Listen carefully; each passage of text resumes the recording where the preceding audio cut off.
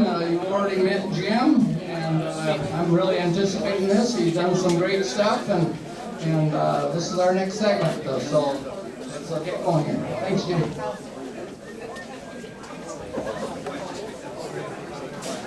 All right, ladies and gentlemen, feel free to grab a seat when you have the opportunity. Avoid this chair because it's holding the entire thing together right now. But one of the things that I think you guys should know is that many of us have this idea that going off into the field and going off into the woods in search of really large critters that could potentially be dangerous or something like that, and then into the unknown is really like the scariest thing you could ever imagine. And I'm going to tell you that's absolutely not true. The scariest thing that you can imagine is doing what I'm doing right now. I'm not a fan at all of public speaking. I'm a teacher. I have like 30-some kids who have to be there, and I grade them. And so I've trained them in a Pavlovian manner to laugh when I say something that I think is funny. And so it's a lot easier there. This is a much different animal. But I want to thank all of you for being here today. And it's a pretty cool experience. I've had a great time. Not gonna lie, I've been nervous about this. But we'll see how this goes. I think everything is working. And the bulk of what I want to do today is just give you an idea of some of the things that I've been very lucky.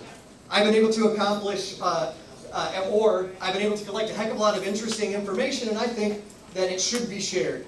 And I like people to be able to hear it. I like people to be able to tell me, no, I think that's a barred owl or whatever. Not a problem. I love that kind of stuff. I love sharing what I have. So, I'm showing you this because this is not a Sasquatch. I came across this, I took this picture. That's a horse, and there's a chicken sitting on a horse. And what's the most interesting thing about this chicken sitting on a horse is, why is this chicken sitting on a horse? And yeah, it's an interesting thing, and I'm like, my goodness, this is very strange. And so I tried to come in my head, it's like, what's going on here? Why would this chicken ever possibly be doing this? And it's interesting because that thought process is the exact same thought process, really, that we use when we're in the field. If I hear a vocalization, I am putting what I know, and I'm comparing with what I know to what I'm hearing. And that's how I'm trying to figure out what's going on. And if I see a footprint, I'm comparing it to things that I've seen before. If there's a branch break or a wood knot, I'm comparing it to things. And so here I'm just like, what do I have to compare this to? I've never seen a chicken on a horse before, and come to realize the reason that this chicken is on the horse is because there were a heck of a lot of amorous roosters around it. And that chicken would have none of that. And for whatever reason, this hen found that it could sit on the horse didn't mind, and that was why it was happening. But I never would have come up with that on my own. So it's just thinking in a little different manner, and really that's what we have to do when we're out in the field. Because you know what? There'll be people that will say, you know, this person's an expert in this person's an expert in that. And people have said that I'm an expert in very little, to be completely honest. But that's not the case. It's very difficult to be an expert on something that people don't believe exists. My wife, who is not here so I can talk freely, she calls this unicorn hunting. She's like, oh, you're going unicorn hunting. I'm like, yes, thank you. But that's just the way it is. And so you got to think about things, and I do, often in a slightly different manner. Now this is my obligatory picture featuring a cast.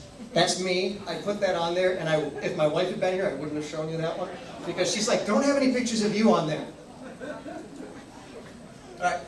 Now what's interesting about this is that I got involved in this Bigfootery, whatever you want to call it, because of something that happened to me in 1990 at this location right here.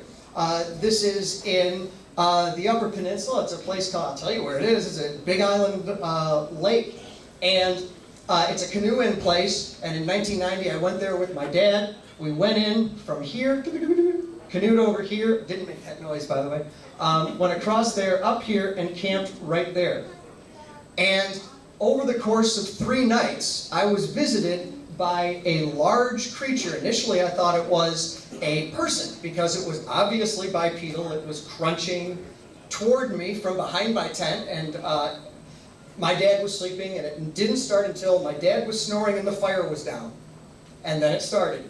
And I heard it walk up behind me, and it came up behind my tent, pressed, I'm giving the shorter version, but it pressed something up against the back of the tent.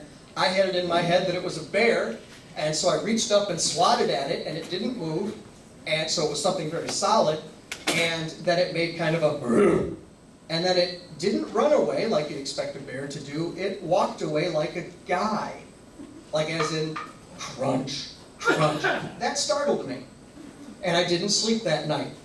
And the whole rest of that night, I heard this same bipedal walking around the campsite.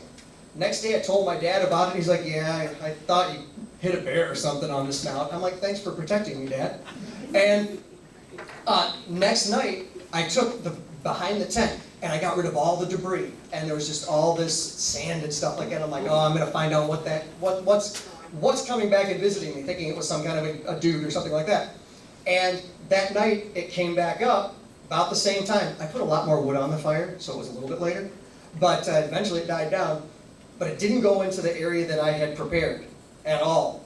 And what it did is it proceeded to take branches, big branches, and just bang them back and forth. And then I heard like a stick or something like that banging against branches, and eventually a relatively large tree was knocked over. I did not sleep. I told my dad about it. He slept through the whole thing, and it was very traumatic for me. The next day, the third night, again I didn't sleep, and I had objects thrown. They didn't hit the tent or anything like that, but there was obviously, it was almost like a very large man was angry that I was in his hunting area. And so I just chalked it up to, overactive imagination and a bear. Until I started doing research much later because I was scared. Quite literally, I stopped hunting because I was deathly afraid of hunting. I would go to my tree stand at light and I would leave before it got dark, which means I'm not going to be a very effective hunter. I couldn't camp. When I did camp, I went armed, which is that's just silly. And so I'm like, I got to research this and find out what the heck is going on. And I started to realize that a lot of what I was experiencing was similar to primate territorial behavior. And I was in something's territory and it wasn't happy about it. Now, does that prove anything? Absolutely not. It proves nothing. But what it did is it got me thinking, and I realized I've got to do something to confront my fear. And so I thought, what's the stupidest thing I could possibly do to end this fear? And I'm online, I'm like, a Bigfoot expedition. And I decided to go on a B.F.R.O. Bigfoot expedition, and it scared the crap out of me. Pardon my language, but it was great. It was awesome, but I was in control. And it felt a lot better because of that. And now I go in the woods wishing that something will touch my tent. And I'm just like, please touch my tent, please touch my tent. And I've been lucky. I've been lucky. Not with the tent touching, but with some other things. As a matter of fact, some of what we had in that first expedition, we saw what might have been some eye shine. I never see things like that. But we saw a really large footprint. We had some responses to some calls. There was a thermal image that was really, really convincing for a while, some sightings and things like that. And then a really cool whoop. And what was cool about this one is it was recorded. I did not record it. A gentleman who's in this room actually recorded it. And what you're going to hear is a woman who is in this room making an initial whoop. And you'll hear, hopefully, the sound of a response right after you hear the blood-curdling scream. Let's hope this works, shall we?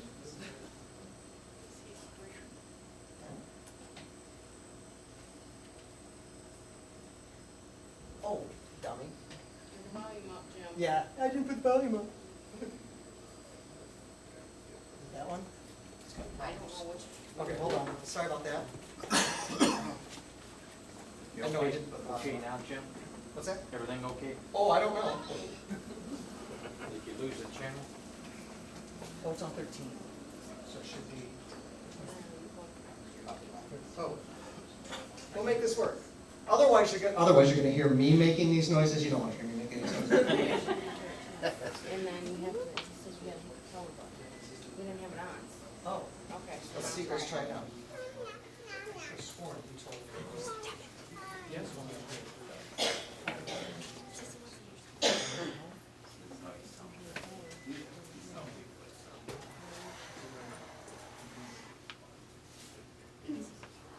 Oh, it's that one. 15. Okay, it's 15. I'll replay it.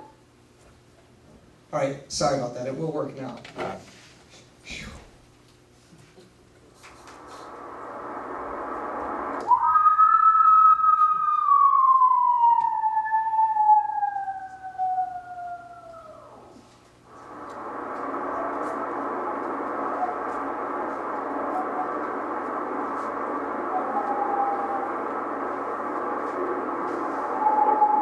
And then what you hear initially, I know it's kind of hard to hear, but standing there, you could hear it.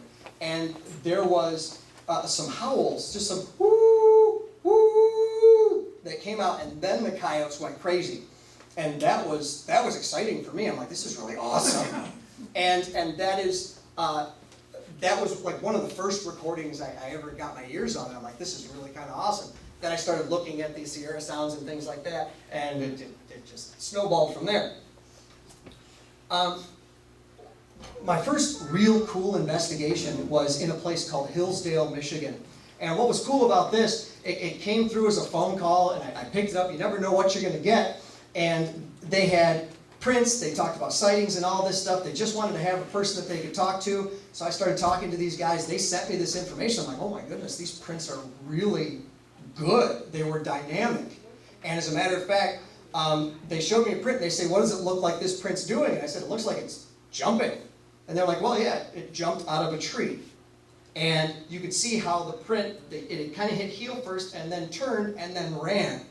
And it's interesting because I spent a long time in a sandbox trying to recreate that, and it was really cool to see. So it's near the Lost Nations area, if you're at all familiar with that part.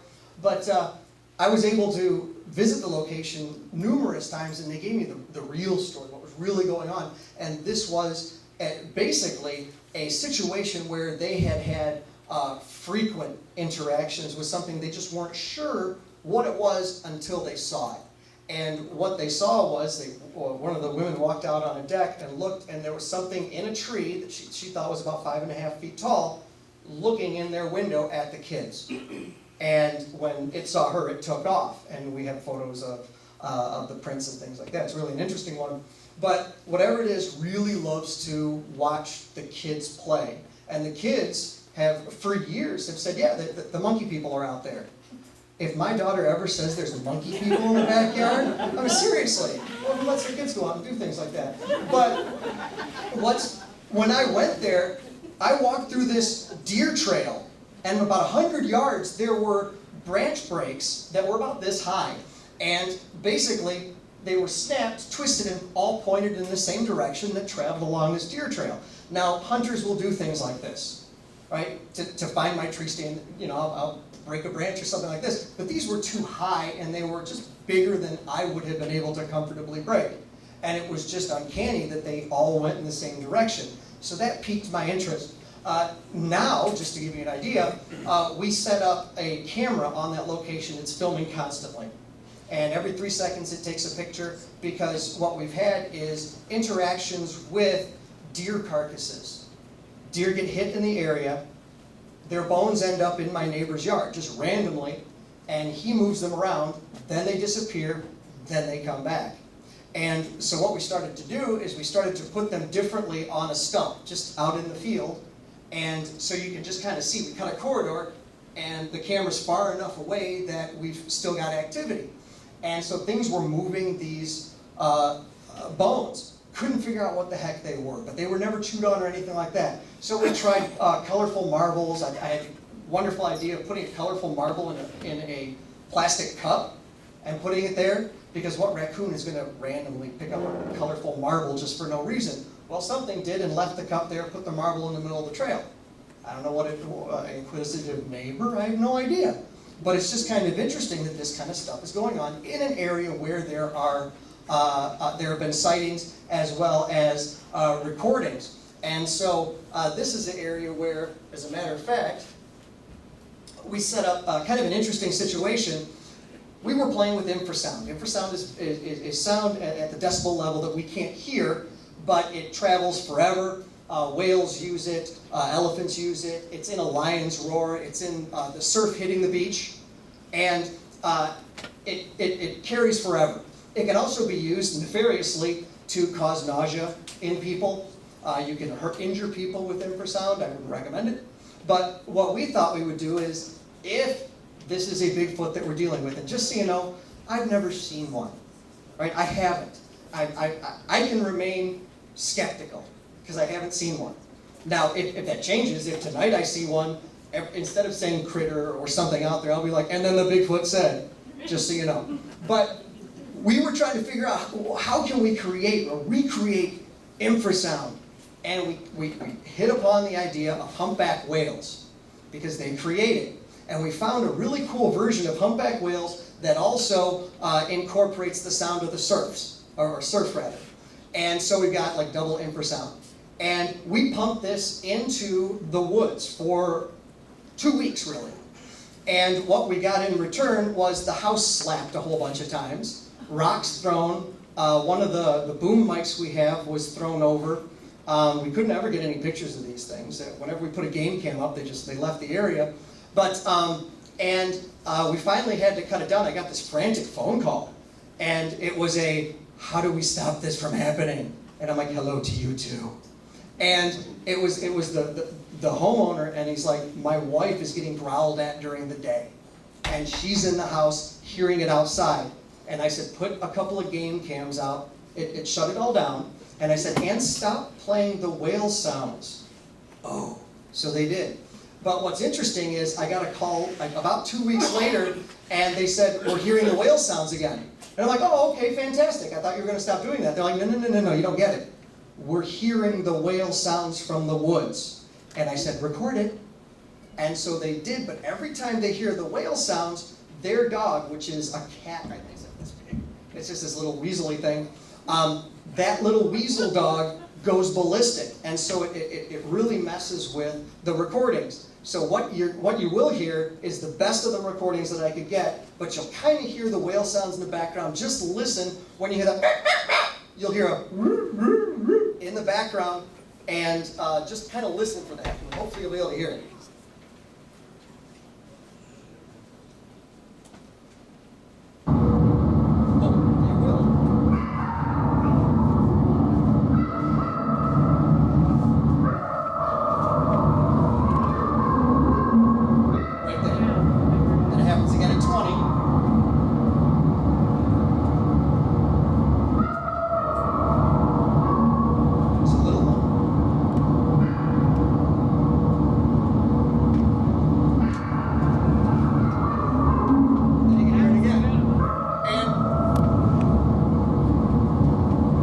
What's interesting about that is that they had stopped calling. Now, some people will say, oh, that's a coon dog, or that's something else. And you know what? It may very well have been, but they assured me that they were hearing these things before. They would make these calls, and then the dog would go crazy. And that's what would bring it to their attention. So that's the best recording I have. I find that fascinating. What if something is out in the woods mimicking a humpback whale? It's actually kind of a cool thing, because if you've heard humpback whales, they kind of sound like that. It's either that or there's a really horribly lost humpback whale. No. I will only play a few of these, but this is what we played sounded like.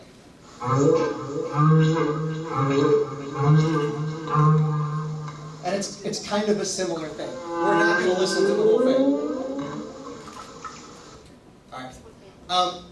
When I go to look for an area, and don't worry, I have a whole bunch of vocals. I want to help you guys. If you want to go out and find these things, if you look at something like Google Earth or a topographical map, you can find areas that might hold these big critters. And what you have to do is you really have to find large areas. Sorry, I live near Detroit, but you have to find large areas of land that will sustain a population, will hide a population, and has enough food. And what I've found is areas that are connected long areas that are connected with forested land, like and around rivers and things like that, the larger the area, the more chances there are that you're going to actually be able to come across something like this.